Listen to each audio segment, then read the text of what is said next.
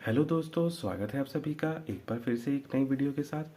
आज की वीडियो में दोस्तों हम मोस्ट इम्पोर्टेंट एमसीक्यू विजयनगर साम्राज्य के जानने वाले हैं, जिनकी संख्या 50 है।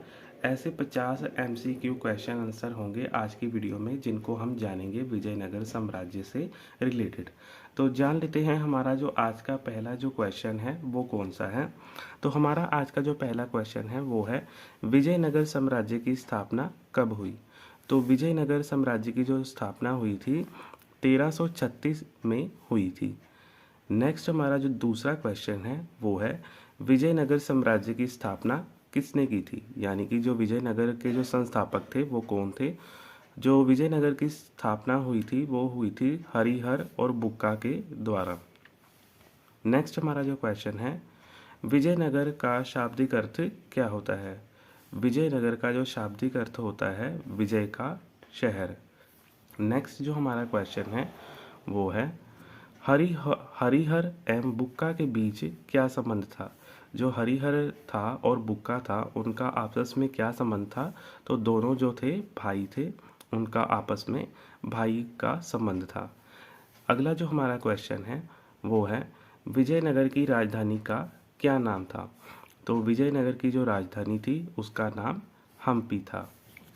नेक्स्ट हमारा क्वेश्चन है, आगे हमारा जो क्वेश्चन है वो है, हरिहर एवं बुक्का ने किस वंश की स्थापना की थी।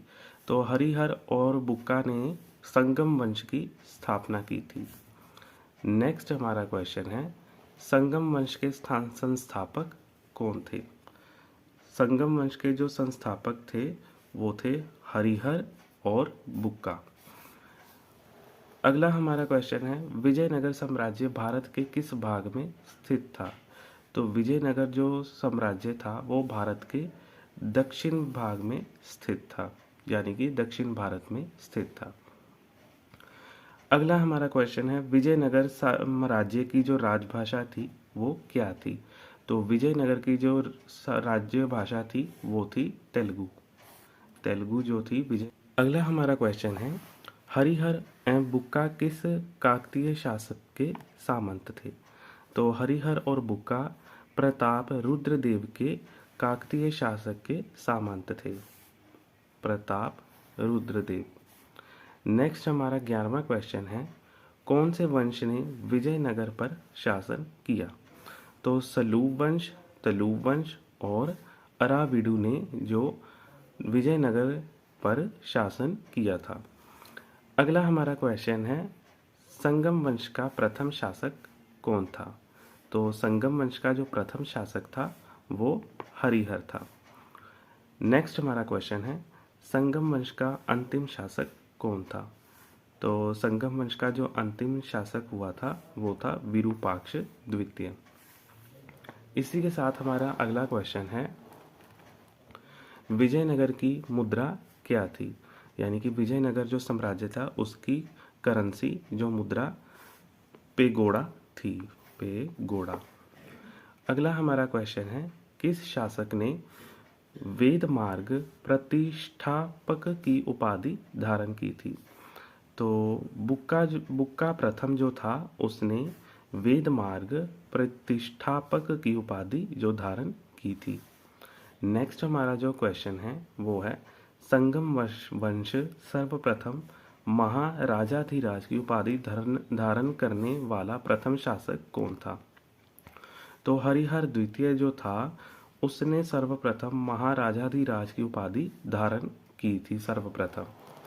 अगला हमारा क्वेश्चन है, विजयनगर साम्राज्य में कौन सा इटली यात्री आया था। तो विजयनगर साम्राज्य में निकोलो कॉन्टी जो था इटली यात्री आया था। अगला हमारा क्वेश्चन है, किस शासक को प्रौढ़ देवता के नाम से जाना जाता है। तो मल्लिकार्जुन को जो है प्रौढ़ देवता के नाम से जाना जाता है। अगला हमारा नेक्स्ट क्वेश्चन है, अब्दुल रजाक कौन था।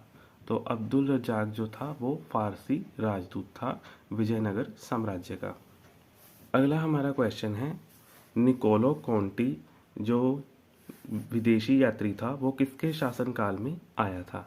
तो निकोलो कॉन्टी जो था देवराय प्रथम के शासनकाल में आया था। नेक्स्ट हमारा क्वेश्चन है, अब्दुल रज़ाक किसके शासनकाल में आया था? तो अब्दुल रज़ाक देवराय द्वितीय के शासनकाल के दौरान आया था। नेक्स्ट हमारा क्वेश्चन है, कौन सा तेलुगु कवि देवराय द्वितीय के दरबार में रहा? तो श्रीनाथ जो था तेलुगु कवि था जो कि देवराय द्वितीय के दरबार में रहा था। इसी के साथ हमारा अगला क्वेश्चन है, किस युद्ध को विजयनगर के पतन का कारण माना जाता है? तो तालीकोटा का जो युद्ध हुआ था उसको विजयनगर के पतन का कारण माना जाता है, तालीकोटा का युद्ध। नेक्स्ट हमारा क्वेश्चन है, विजयनगर का अंतिम वंश कौन था? तो विजयनगर का जो अंतिम वंशज था वो था अराविडू। नेक्स्ट हमारा क्वेश्चन है, तालीकोटा का युद्ध किसके नेतृत्व में हुआ था? यानी कि जब तालीकोटा का युद्ध हो रहा था तो उसका नेतृत्व किसके हाथ में था? तो उस समय उसका नेतृत्व राम राय के हाथ में था। अगला हमारा क्वेश्चन है, विजयनगर की सबसे बड़ी प्रशासनिक इकाई क्या थी? तो विजयनगर की सबसे बड़ी प्रशासनिक इकाई प्रांत थी। नेक्स्ट हमारा क्वेश्चन है, विजयनगर में उर शब्द का क्या अर्थ था? यानी कि विजयनगर में उर शब्द का जो प्रयोग होता था उसका क्या अर्थ था? तो उर को उस समय ग्राम कहा जाता था। तो उर का जो शब्द का अर्थ था ग्राम से था। विजयनगर में जिला को क्या कहा जाता था? अगला हमारा क्वेश्चन है। तो विजयनगर में जिला को कोटम कहा जाता था। अगला हमारा क्वेश्चन है नेक्स्ट, विजयनगर में मेला ग्राम में कितने ग्राम होते थे?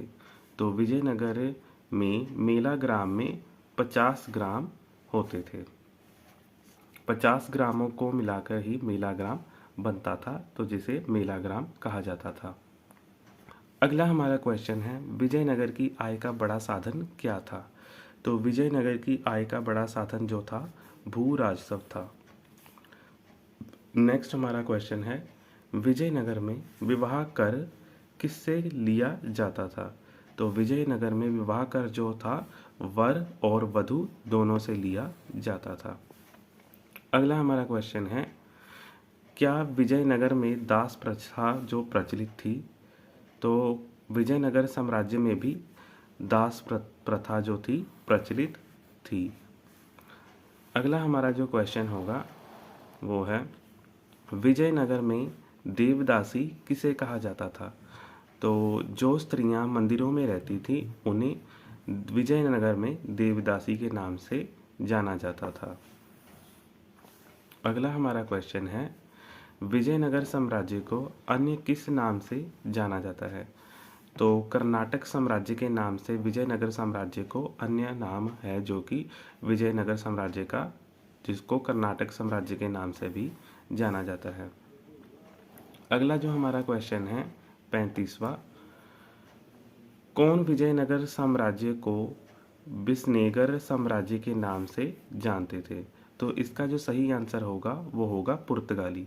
जो पुर्तगाली थे वो विजयनगर साम्राज्य को विजयनगर साम्राज्य के नाम से जानते थे। नेक्स्ट हमारा जो 36वां क्वेश्चन है वो है, विजयनगर का पतन किस वर्ष हुआ? तो विजयनगर साम्राज्य का जो पतन हुआ था 1646 ईस्वी में हुआ था। अगला हमारा नेक्स्ट क्वेश्चन है, विजयनगर साम्राज्य किस नदी के किनारे बसा हुआ थे? तो विजयनगर साम्राज्य जो जिस नदी के किनारे बसा हुआ था वो था तुंगभद्रा नदी।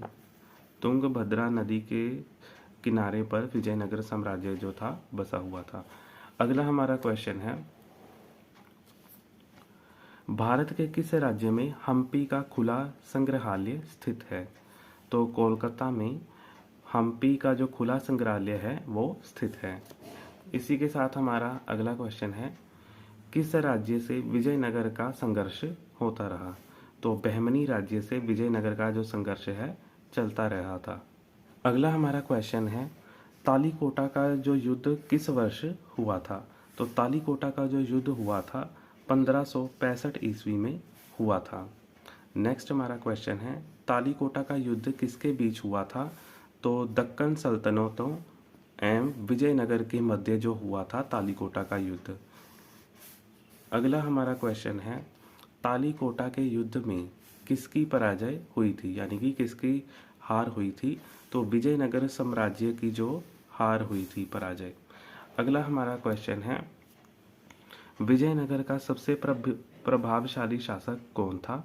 तो विजयनगर का सबसे जो प्रभावशाली शासक था वो था कृष्णदेवराय। नेक्स्ट हमारा क्वेश्चन है, विजयनगर के किस शासक ने अभिनव भोज की उपाधि धारण की थी।